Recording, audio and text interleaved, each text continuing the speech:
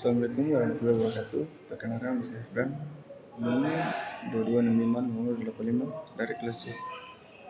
Di sini saya akan menjelaskan tentang sistem pakar menggunakan metode forward chaining untuk diagnosa penyakit tanaman karet. Di sini Siti Rofiko, Didi Kurniadi, Andi Riansyah, Fakultas Teknologi Industri Universitas Islam Sultan Agung, Semarang, Indonesia. Di sini abstrak.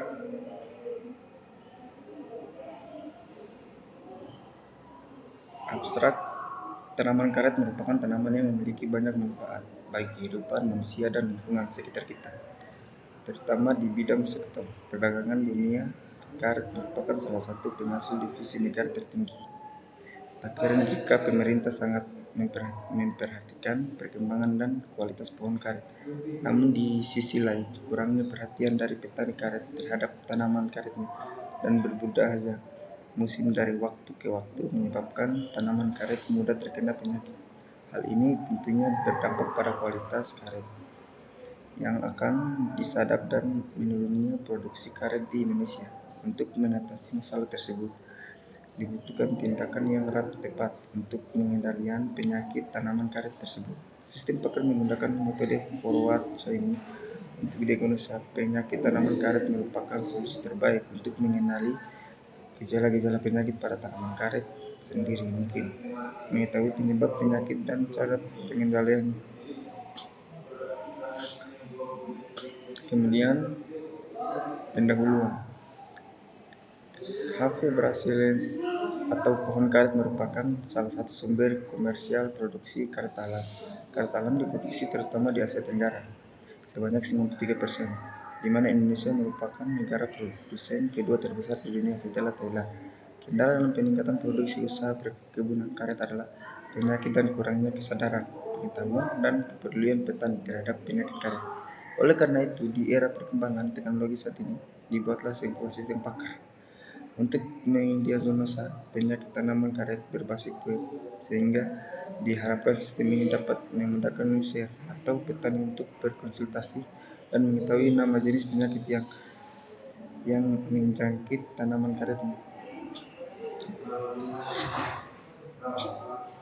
Kemudian sistem pakar. Definisi sistem pakar yang paling terkenal adalah sebuah model dan prosedur terkait yang memaparkan dalam satu domain tertentu derajat keahlian dalam pemecahan masalah yang sebanding dengan seorang pakar manusia. Yang kedua, sistem pakar adalah sistem komputer yang mengemulasi ahli. Kemudian basis pengetahuan. Basis pengetahuan adalah inti dari program sistem pakar, karena basis pengetahuan itu merupakan presentasi pengetahuan atau yang menyimpan aturan-aturan tentang suatu domain tertentu. Setelah itu metode wawancara, metode studi literatur, metode observasi, kemudian pengembangan sistem.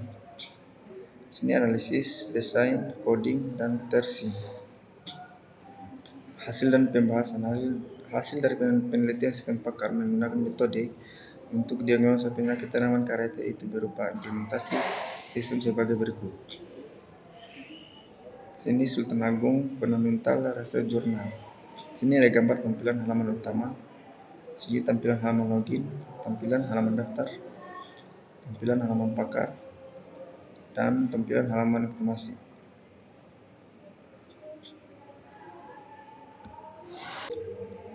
Baik, selanjutnya jurnal sistem informasi dan teknologi.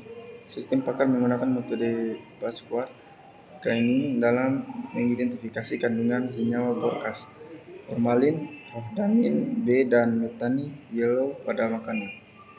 Yang pertama, abstrak. Penelitian ini dilatar belakang oleh maraknya produsen pangan yang menggunakan bahan tambahan yang tidak diizinkan penggunaannya atau berbahaya bagi kesehatan.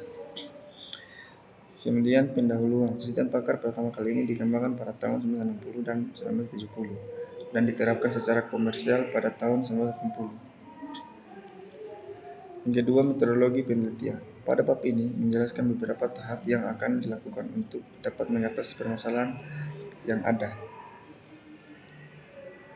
Kemudian hasil dan pembahasan. Pada tahapan ini akan dilakukan analisis terhadap sistem dan juga perancangan serta proses data dan hasil dari data tersebut.